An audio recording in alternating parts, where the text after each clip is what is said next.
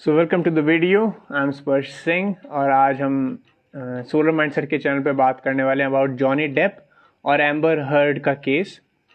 I know मतलब बहुत सारे लोगों ने इसके बारे में सुना होगा और जिन लोगों ने नहीं सुना होगा उन लोगों ने नहीं सुना होगा, ठीक है। But it is kind of लगभग शायद 1 महीने पहले अराउंड इस केस का जजमेंट आया। और ये फेमस केस इसलिए ज़्यादा हुआ क्योंकि दोनों के दोनों लोग जो इस ट्रायल में जो इन्वॉल्व थे दोनों के दोनों फेमस एक्टर्स रहे हैं हॉलीवुड के, वेल नोन।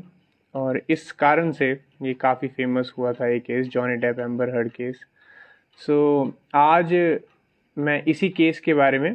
थोड़ा सा मतलब इसको मैंने स्टडी करा और साथ ही साथ यहाँ पे मतलब टुडे आज हमारी एक जो लॉ की एक क्लास थी उसमें काफ़ी इसके ऊपर डिस्कशन हुआ, बहुत अच्छा। तो उससे जो इंसाइट्स निकल कर आए मैं वो सारी शेयर करना चाहता हूँ आप सभी के साथ। और साथ ही साथ इस केस के बारे में भी बात करेंगे, गिवन कि मैंने that I'm pursuing law now and I'm about to be a law graduate. So I think so that there is a lot that can be done right now about Johnny Depp and Amber Heard case के बारे में काफ़ी बात की जा सकती है और काफ़ी इंटरेस्टिंग केस है अगर एक तरीके से देखा जाए, और सीखने वाली बातें हैं इसमें बहुत सारी। एंड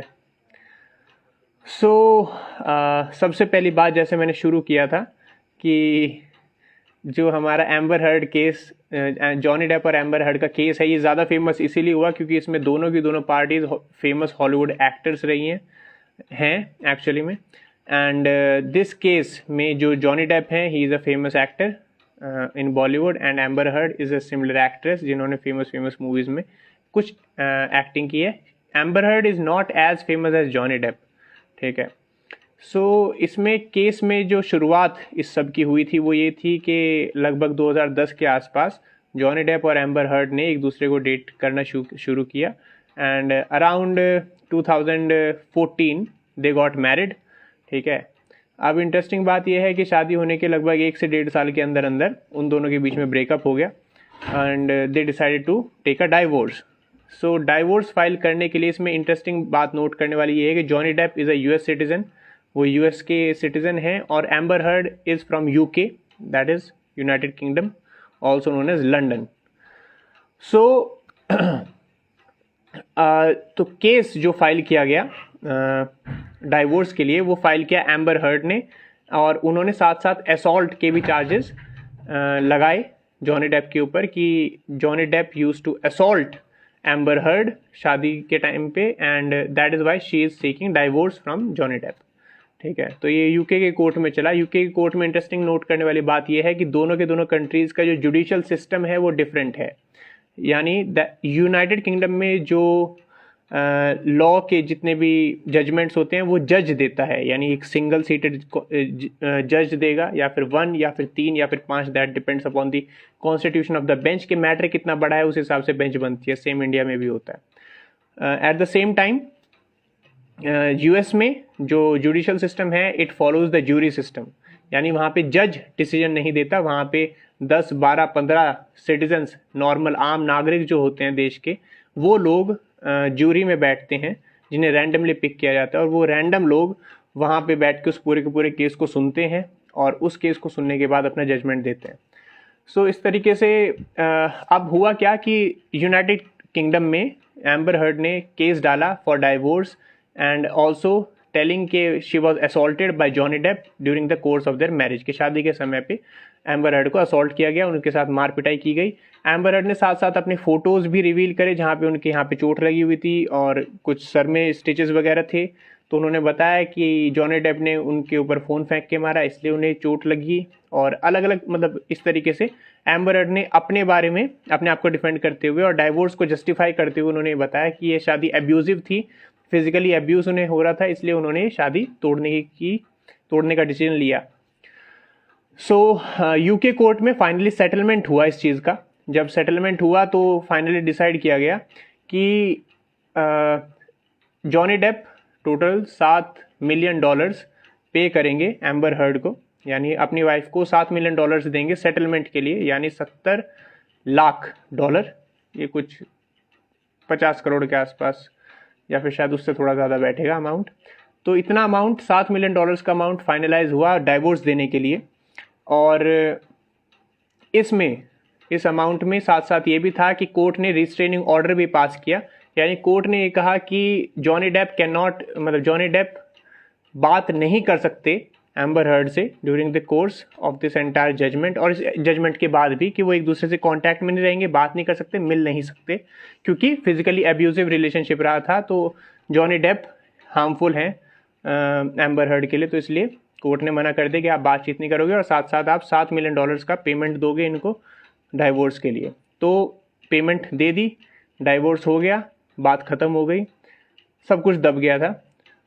सिंपल हो गया था सब कुछ, मामला कोई दिक्कत नहीं रही। अब हुआ क्या, इंटरेस्टिंग बात ये थी कि डाइवोर्स हो चुका था, सब सिंपल था, जॉनी डेप अपना काम करने लगे थे, एम्बर हर्ड अपनी लाइफ में आगे चले गई थी। अब बात ये थी कि आगे जाके, ठीक है, लगभग उस जजमेंट के यानी 1.5 साल बाद 2018 और 2018 में एम्बर हर्ड ने एक न्यूज़पेपर, ब्रिटिश न्यूज़पेपर में एक आर्टिकल लिखा। उस आर्टिकल में उन्होंने लिखा कि that I am a Pioneer for women who go through domestic abuse, ठीक है, यानी कि उन्होंने ये कहा कि जिन स्त्रियों के साथ डोमेस्टिक हिंसा होती है, मैं उनकी ध्वजधारी हूँ, यानी मैं उनकी लीडर हूँ या फिर मैं उन्हें रिप्रेजेंट करती हूँ, ठीक है। तो सर्कमस्टेंशियली अगर देखा जाए तो क्योंकि एम्बर हर्ड की सिर्फ एक ही हस्बैंड था, दैट इज़ जॉनी डेप, तो ये इन्फर कर लिया गया कि फिजिकल वायलेंस से सफ़र कर रही थी एम्बर हर्ड, और एम्बर हर्ड उसकी चैम्पियन है क्योंकि उन्होंने अपनी शादी को बाईपास किया। But at the same time हुआ क्या कि ये सारी की सारी बात, क्योंकि ऑलरेडी ये सेटल हो चुकी थी 2 साल पहले एक कोर्ट ऑफ लॉ में, सब कुछ प्रोसेस पूरा हो गया था, वो चार्जेस हट गए थे। तो हुआ क्या कि ये आर्टिकल लिखने के बाद एम्बर हर्ड के पब्लिकली न्यूज़पेपर में, इससे हुआ क्या कि जॉनी डेप, ये इन्फर कर लिया गया कि भाई एम्बर हर्ड जॉनी डेप की वाइफ थी, तो इसका मतलब जॉनी डेप फिजिकली एब्यूजिव इंसान था, ठीक है। इस तरीके से इमेज क्रिएट हो गई उसके बारे में। सो इस कारण से क्या हुआ कि जो जॉनी डेप हैं वो इज अ फेमस हॉलीवुड के एक्टर थे वो। तो उस टाइम पे क्या हुआ कि जितने भी उनके फेमस मूवीज थे उन सभी प्रोडक्शन हाउसेज ने उनके साथ अपने कॉन्ट्रैक्ट कैंसिल कर दिए। उन्होंने मना कर दिया कि भाई हम आपको अपनी मूवी में नहीं ले सकते क्योंकि आपके खिलाफ तो ऐसी ऐसी बातें चल रही हैं और आपके जो वाइफ हैं वो आपको बता रही हैं कि आप उनके साथ हिंसा करते थे, मारपीट करते थे, तो इसलिए हम आपको मूवी में नहीं ले सकते और हम आपके साथ कॉन्ट्रैक्ट कैंसिल कर रहे हैं, ठीक है। ऐसा उनके साथ 2-3 प्रोडक्शन हाउसेज और साथ साथ जो उनकी फेमस मूवी थी पायरेट्स ऑफ कैरेबियन, उसका भी जो लीड रोल था वो भी उन्हें देने से मना कर दिया डिज्नी ने। तो इस चीज़ से जॉनी डेप को फाइनेंशियल लॉस हुआ, नो डाउट, वो डिफेमेशन हो गया एक तरीके से। और इसमें फिर इंटरेस्टिंग बात ये थी कि इस पॉइंट पे आने के बाद जॉनी डेप ने डिसाइड किया कि वो चार्जेस फाइल करेंगे डिफेमेशन के, और साथ ही साथ डिफेमेशन चार्जेस उन्होंने फाइल किए एम्बर हर्ड के खिलाफ फॉर $50 मिलियन, ठीक है, $50 मिलियन का उन्होंने मानहानि का केस किया कि भाई इस जो स्टेटमेंट दिया जो कि स्टेटमेंट अनजस्टिफाइड है एम्बर हर्ड जी का, तो इसकी वजह से मेरे जो मानहानि हुई और जो संपत्ति का जो मेरा नुकसान हुआ, मेरे हाथ से मेरी पिक्चर निकल गई, प्रोडक्शन हाउस से चला गया, मेरा करियर खत्म हो गया। इस वजह से मैं ये केस लड़ना चाहता हूँ एम्बर हर्ड के खिलाफ कि इन्होंने मुझे डिफेम किया, और इस बेसिस पे ये केस अब दोबारा शुरू हुआ था जो कि काफ़ी फेमस हुआ अभी 2022 में। सो अब इंटरेस्टिंग बात ये थी कि इसी टाइम पे एक आर्टिकल लिखा गया, द सन करके एक अखबार आता है, द सन। सो जो द सन अखबार है वो यूके का अखबार है। उस अखबार में एक आर्टिकल लिखा गया जिसमें एड्रेस किया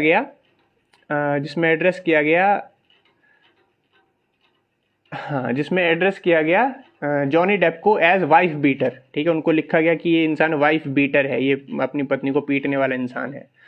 सो जॉनी डेप ने उनके खिलाफ भी क्लेम करने की कोशिश करी, उस न्यूज़पेपर के खिलाफ भी क्लेम करने की कोशिश करी कि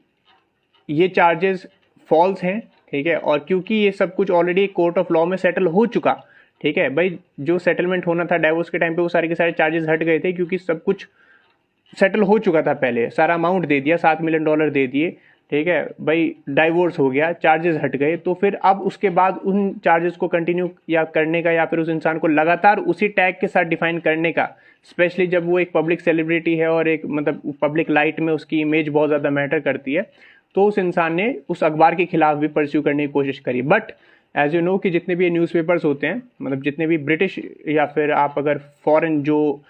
फेमस टैबलॉइड्स और न्यूज़पेपर्स होते हैं, उनका आप ये खासियत देखोगे कि उनकी लीगल टीम बहुत स्ट्रांग होती है। तो लीगल टीम अगर स्ट्रांग है तो आप उनके खिलाफ अगर केस परस्यू करने की कोशिश करोगे तो उनकी लीगल टीम कहीं ना कहीं वो शब्दों के जाल में एक तरीके से अपने आप को सही प्रूव कर देती है कि क्योंकि वाइफ बीटर तो हमने इसलिए कहा था क्योंकि ऐसे ऐसे सेटल हो गया था और ये चीज़, लेकिन जो एम्बर हर्ड ने जो आर्टिकल लिखा था उस आर्टिकल के हिसाब से ये चीज़ इन्फर करी जा सकती है कि ऐसा ये कि इन दोनों के बीच में जो रिलेशनशिप था वो जॉनी डेप एब्यूजिव था और एम्बर हर्ड विक्टिम थी। ठीक है, इस तरीके से डायनेमिक को दिखाया जा रहा था कि एम्बर हर्ड बेचारी है और जॉनी डेप तो मतलब बदतमीज आदमी है। ठीक है, लेकिन जॉनी डेप उस द सन अखबार के साथ वो केस नहीं जीत पाए क्योंकि वो सिर्फ एक आर्टिकल की बात थी, तो उस आर्टिकल में वो चीज़ नहीं जीत पाए, तो उन्होंने वो साइड कर दिया। अब हुआ क्या कि ये केस जब उन्होंने एम्बर हर्ड के खिलाफ फाइल किया, एम्बर हर्ड के खिलाफ उन्होंने केस फाइल करा यूएस के कोर्ट में। ठीक है, यूएस जहाँ की जॉनी डेप खुद सिटीजन है, और वहाँ पे जैसे मैंने आपको शुरू में बताया था कि यूएस में ज्यूरी सिस्टम चलता है। ठीक है, एक जज बैठ के आपके केस का जजमेंट नहीं देता, जब बल्कि 10 से 15 या 20 लोगों की एक ज्यूरी बैठती है, जो कॉमन सिटीजन होते हैं, नागरिक होते हैं समाज के, वो लोग बैठ के वहाँ पे उस चीज़ को इन्फर करते हैं और समझते हैं जो भी केस चलता है। तो जॉनी डेप वाले केस में यही हुआ, वहाँ पे ज्यूरी बैठी थी। ज्यूरी को आप खरीद नहीं सकते, ज्यूरी को आप इन्फ्लुएंस नहीं कर सकते क्योंकि 15-20 लोग होते हैं, सबका दिमाग अपने तरीके से चलता है, और मेजॉरिटी के 20 लोगों में मेजॉरिटी जो कहती है उसके बेसिस पे डिसीजन लिया जाता है केस का। सो ट्रांसपेरेंसी बहुत ज़्यादा होती है और हर तरीके से हर पॉइंट ऑफ व्यू को कंसिडर करके ही बात को आगे देखा जाता है। हाँ, तो अब इसमें हुआ क्या कि जॉनी डेप ने ये कहा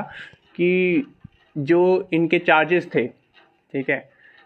तो जॉनी डेप को बेसिकली ये प्रूव करना था कि वो उन्हें डिफेम किया गया है और उन्हें मतलब एक तरीके से उनकी इमेज को डाउन किया गया है झूठे स्टेटमेंट बोल के, और ऐसे स्टेटमेंट बोल के जो कि मिसलीडिंग थे, और साथ ही साथ उनके साथ भी कहीं ना कहीं चीटिंग हुई है। ठीक है, मतलब एम्बर हर्ड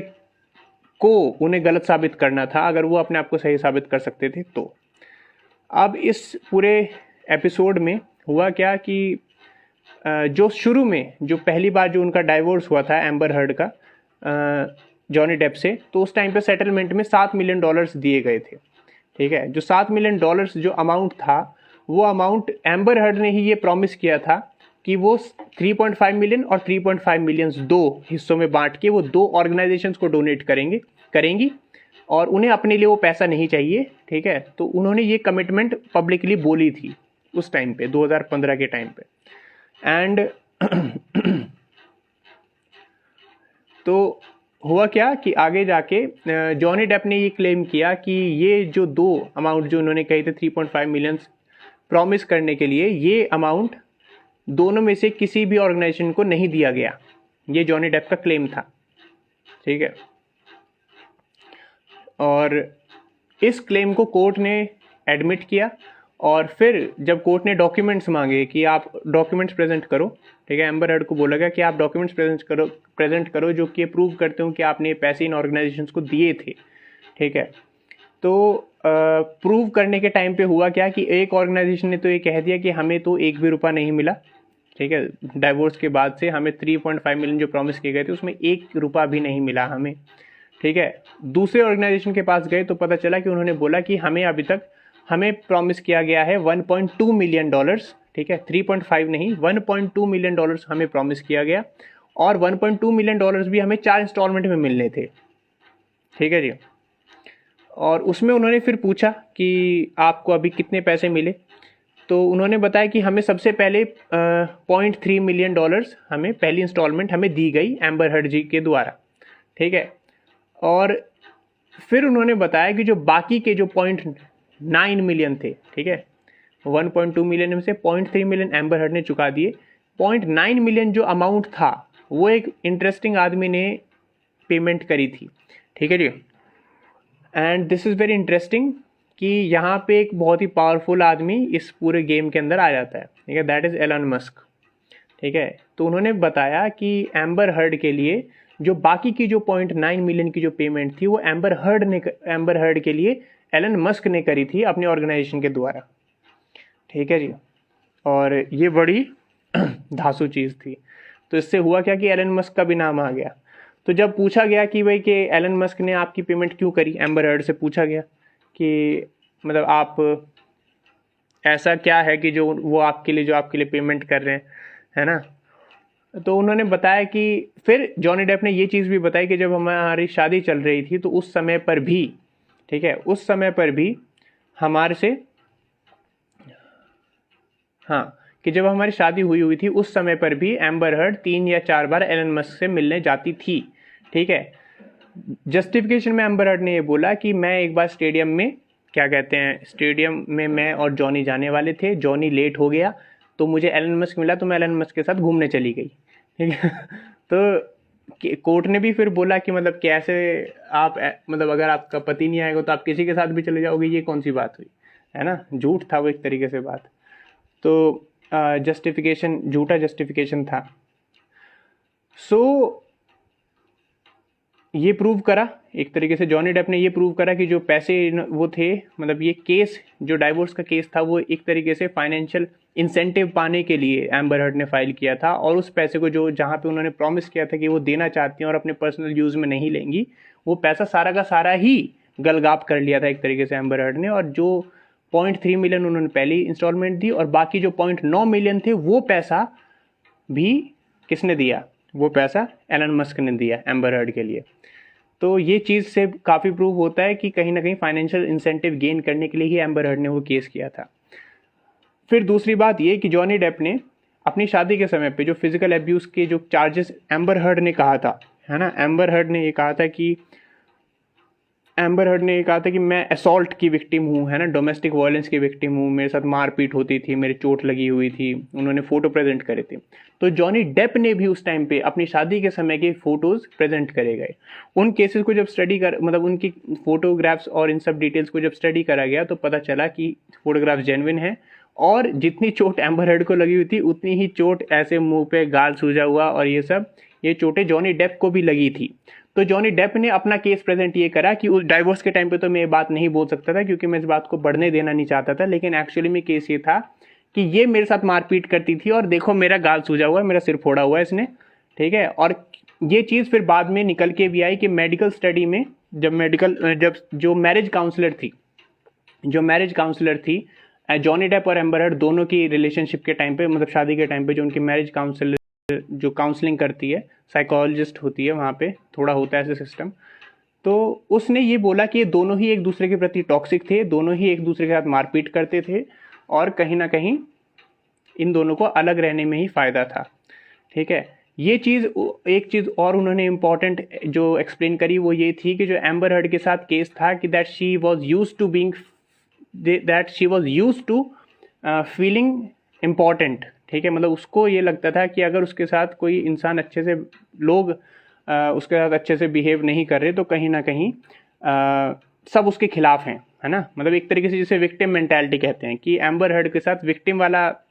मेंटालिटी या माइंडसेट बहुत ज़्यादा था। उसको ये लगता था कि अगर कोई एक इंसान अगर उसके अंदर फॉल्ट निकाल रहा है तो लाइक एवरीथिंग, मतलब सब उसके खिलाफ हैं, है ना, कोई इसको सपोर्ट नहीं कर रहा, सारे लोग मिलके उसे फंसाना चाहते हैं। इस तरीके से ये उसके कैरेक्टर का पार्ट है एम्बर हर्ड का, और इस वजह से वो चीज़ों को एग्जैजरेट करके, चीज़ों को ओवर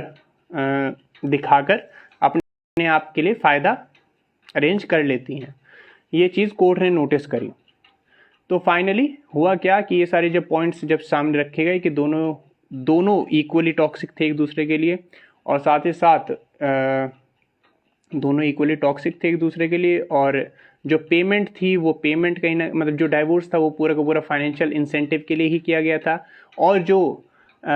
फॉल्स स्टेटमेंट, ठीक है, जो फिजिकल एब्यूज़ के बारे में जो लिखा हुआ जो स्टेटमेंट था न्यूज़पेपर में, उससे जो फाइनेंशियल लॉस हुआ था जॉनी डेप को, उसके रिकवरी के लिए जो उन्होंने 50 मिलियन का सूट डाला था, उसमें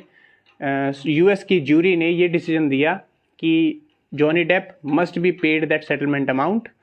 तो उन्होंने लेकिन अमाउंट 15 मिलियन बोला कि आप 15 मिलियन का अमाउंट आप दे सकते हो, ठीक है। यानी एम्बर हर्ड को 15 मिलियन जॉनी डेप को देने हैं फॉर फाइनेंशियल रिकवरी, ठीक है, डिफेमेशन के लिए, उनका नाम खराब करने के लिए, उनकी मानहानि के लिए। सो जॉनी डेप ने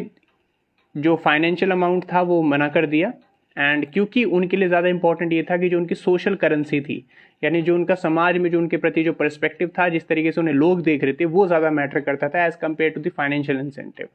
ठीक है। एंड जैसे ही उन्होंने वो case, this is how Johnny Depp actually won this case. ये केस लगभग 6 हफ्ते चला और इसकी लाइव स्ट्रीमिंग होती थी यूट्यूब के ऊपर, तो सभी लोग इस पूरे केस को देख सकते थे। टोटल 128 विटनेसेस इस पूरे केस में कोर्ट ने देखे, ऑब्जर्व किया, और हर एक मतलब एक तरीके से ये देखा गया कि पूरा का पूरा जो केस है इसमें पैसा बहुत ज़्यादा इन्वॉल्व था, ठीक है। मतलब अगर आप देखो तो $15 मिलियन एक तरीके से देखा जाए तो लगभग 1,000 करोड़ के आसपास सारा का सारा सिस्टम बैठता है ये। तो उन्होंने ये कहा कि जितने भी मतलब कोई भी इंसान है ना, कोई भी इंसान के, कोर्ट ये मान के चल रहा था कि सारे के सारे लोग यहाँ पे बिके हुए हैं और इनमें से कोई भी भरोसे करने लायक नहीं है, क्योंकि यहाँ पे कोई आदमी कुछ भी बोल सकता है, क्योंकि यहाँ पे पैसे की बात बहुत ज़्यादा है और कोई इंसान किसी भी साइड के आदमी को खरीद सकता है, ठीक है। तो उन्होंने ये कहा कि जो भी चीज़ आप बोल रहे हो उस चीज़ को सच नहीं माना जाएगा, और सच तभी माना जाएगा जब वो डॉक्यूमेंट्री एविडेंस, उसके साथ कोई सपोर्टिव डॉक्यूमेंट्री एविडेंस होगा, उसके साथ मैच करेगा, कोरॉबरेट करेगा, तभी उसको सच माना जाएगा। तो this is how the court came to this conclusion. 6 हफ्ते तक ये केस चला, 128 विटनेसेस की स्टेटमेंट लिए गए, सबसे बात करी गई, एग्जामिनेशन हुआ, क्रॉस एग्जामिनेशन हुआ, पूरी स्टडी की गई, एंड उसके बाद ये डिसीजन आया। एंड क्योंकि मतलब इसमें सेलिब्रिटीज़ इन्वॉल्व थे तो लोग सारे के सारे आपस में डिवाइडेड थे, सब ने अपनी अपनी टीम चुन ली थी, कोई जॉनी डेप के साइड का, कोई एम्बर हर्ड के साइड का, कोई ये कह रहा था कि भाई विमेन जो हैं वो डोमेस्टिक वायलेंस की विक्टिम्स होती हैं और उनको समझा नहीं जाता, उनको सपोर्ट नहीं किया जाता, और कहीं ना कहीं ये एक पेट्रियार्कल वो समाज है, इसलिए औरतों की आवाज़ को दबाया जाता है। ये पर्सपेक्टिव था जो कि अपने आप में सही है, नो डाउट ऐसी चीज़ें होती हैं समाज में। और दूसरा पर्सपेक्टिव कहीं ना कहीं ये था कि एक हैशटैग चला था मेन टू, ठीक है। तो जॉनी डेप के जीतने के टाइम पे भी जो पुरुष थे और बहुत सारे लोगों ने ये चीज़ भी समझी कि कहीं ना कहीं जो डोमेस्टिक एब्यूज़ है, फिजिकल एब्यूज़ है, उसके विक्टिम पुरुष भी होते हैं, ठीक है, ऐसा नहीं है कि सिर्फ महिलाएं होती हैं। तो अब इसमें इंटरेस्टिंग बात अगर देखी जाए तो दोनों में से कोई भी साइड गलत नहीं है पूरी तरीके से, और हम पूरी तरीके से ये भी मतलब ये खारिज भी नहीं कर सकते कि साइड लेना इसमें गलत होगा एक तरीके से देखा जाए। और इसमें इम्पॉर्टेंट बात यह है कि हमें सिचुएशन टू सिचुएशन बेसिस में ये देखना होता है कि कहाँ पे कोई पुरुष फिजिकल या डोमेस्टिक एब्यूज़ का शिकार है और कहाँ पे ऐसा हो रहा है कि ड्यू टू वन रीज़न और दी अदर कि एक स्त्री के साथ अगर कोई शारीरिक हिंसा होती है परिवार के अंदर, तो वो भी एड्रेस करे समाज प्रॉपर वे में, मतलब सिस्टम एड्रेस करे अच्छे से, क्योंकि वो ज़रूरी है कि हर एक इंसान की लाइफ की वैल्यू बराबर है। सो किसी भी इंसान को जस्ट बिकॉज कि उसके जेंडर के बेसिस पे या किसी भी उसके विचार के बेसिस पे उसे उसके साथ डिस्क्रिमिनेशन ना की जाए, ये बहुत इंपॉर्टेंट है। और इसी चीज़ से हमारी ह्यूमैनिटी या फिर हमारे जो जितना भी सोसाइटी है, जितनी भी जो भी गवर्नमेंट है, जो भी चीज़ें चल रही हैं, जो सिस्टम चल रहा है पूरा का पूरा, उसकी ग्रोथ इसी चीज़ से मेजर की जाएगी कि एक इंसान की, चाहे वो कोई सड़क पे पड़ा वो बेकारी है और चाहे वो कितना ही बड़ा कोई ऑफिसर है या कितना बड़ा बिजनेसमैन है, सबकी लाइफ की वैल्यू एक ही है, ठीक है। तो हम किसी भी इंसान को सिर्फ पीछे इसलिए नहीं छोड़ सकते क्योंकि वो कोई महिला है या फिर कोई पुरुष है या फिर कोई गरीब है या फिर कोई अमीर है, सभी की लाइफ की वैल्यू एक ही है और सबको इक्वली सपोर्ट करना आना चाहिए हमें। So this was the Johnny Depp and Amber Heard case. मुझे काफ़ी इंटरेस्टिंग लगा ये केस, तो मुझे आया अंदर से कि मैं इस चीज़ को शेयर करूं। एंड नो डाउट मतलब ऐसे केस कम होते हैं, एंड लॉ के बारे में जानना it is a very interesting thing, because मैं लॉ में बचपन से इंटरेस्ट रखता था और अब भी रखता हूँ, and that is why I decided to enrol for law in 2017 as well. मैंने दिल्ली यूनिवर्सिटी का एंट्रेंस दिया था 2017 में, एंड उसके बाद वही था कि उस टाइम पे like when I went to into a spiritual awakening, तो उस टाइम पे मैंने सारी पढ़ाई वढ़ाई सब छोड़ दी थी, college I dropped out and exam भी नहीं दिए थे मैंने लॉ के, मैंने छोड़ दिया था। एंड फिर दोबारा मैंने 2019 में एडमिशन लिया, अब फिर से एंट्रेंस दिया था, and now I am in the final year of my law. तो this is how it is going. And बहुत ही इंटरेस्टिंग लगता था। और आज मतलब जब मैंने दोबारा एक केस सुना तो मेरा दोबारा वो स्पार्क वापस आया लॉ को लेके कि हाँ ये चीज़ मतलब माइंड की बहुत अच्छी एक्सरसाइज है। आपको लगता है कि हाँ यार कुछ सुन के आपको लगेगा कि हाँ दिमाग खुला है ना, कि सोचा कैसे जाता है, चीज़ों को देखा कैसे जाता है ना, समाज कैसे काम करता है, लोग कैसे सोचते हैं। तो वो चीज़ आपको जब हम देखते हैं तो वो काफ़ी हेल्पफुल होता है एक तरीके से देखा जाए तो। And so with this I would like to bring my live video to an end. And so thank you for everyone who joined in, and it was really nice having you guys. Thank you. And to everyone who joined, and